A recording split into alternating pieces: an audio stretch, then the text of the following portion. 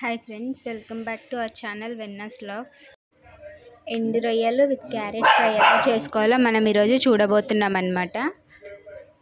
Taste బాగుంటుంది, చారులోకి పప్పులోకి అన్నిట్లోకి బాగుంటుంది.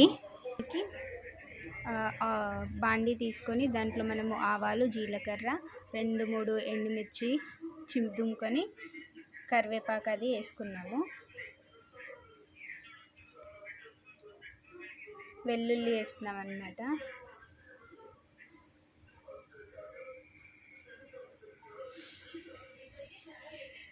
కొంచెం కలర్ చేంజ్ అయ్యే వరకు వేపుకోవాలి.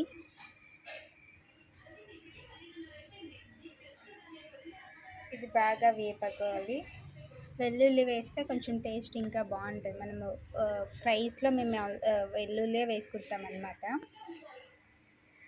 ఇప్పుడు దీంట్లోకి రొయ్యలు యాడ్ చేస్తున్నాం కదా, ఫ్లేవర్ మంచి టేస్ట్ వస్తుంది అన్నమాట.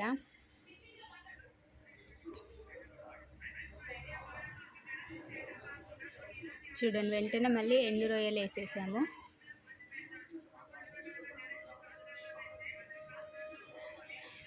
ఎండు రొయ్యల్ని కూడా ఏం వేయకుండానే ఉత్త ఆయిల్లో వేపుతున్నాం అన్నమాట. పసుపు కానీ, అల్లం కానీ, సాల్ట్ కానీ ఏది లేదు దాంట్లో. ముందు వేసిన పోపు దినుసులతో పాటు రొయ్యల్ని కూడా వేసి వేపుతున్నాము. ఎందుకంటే స్మెల్ పోవడానికి అనేసి అలా ఆయిల్లో మంచిగా ఫ్రై చేస్తున్నాము. ఇప్పుడు క్యారెట్ యాడ్ చేసాం దాంట్లోకి.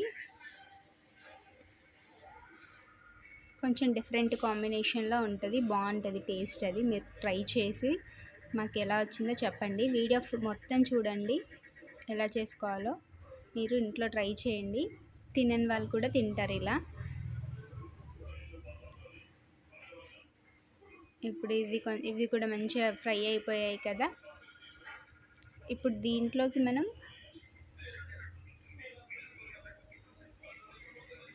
పసుపు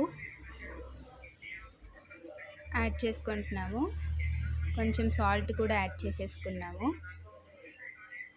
దీన్ని మంచిగా కలిపేసుకొని దీన్ని నీట్గా కలుపుకొని కారం,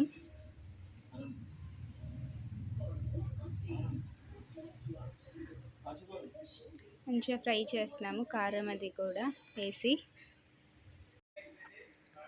కారం కూడా వేసుకున్నాం కదా, మంచిగా మిక్స్ చేస్తున్నాం. చూడండి,